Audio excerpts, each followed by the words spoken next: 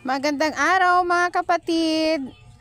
Temprano pa kami diri nagdaing mga kapatid para temprano man kami makatapos. Ibilad pa kasi ito sa umaga.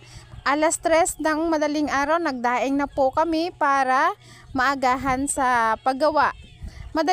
Kagabi kasi ito dumating kaya alanganin na magdaing kami kay gabi na basi hinaguban bala kami matapos ini gani na umpisa na lang kami madaling araw alas 3 para tamang-tama lang pag sikat ng araw.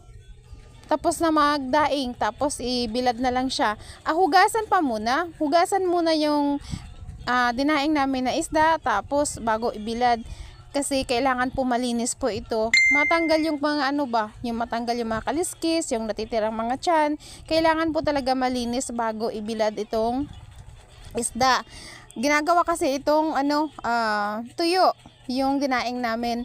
Kaya ito po yung hanap buhay ng mga nanay dito sa gilid ng baybay. Malaking tulong po ito sa amin mga kapatid. Lalo na ngayon, minsan walang huli ang malalaking isda. Wala ring kita. Kaya kaming mga babae, kailangan naming maghanap ng extra income para makatulong din sa mga partner namin o sa aming mga asawa.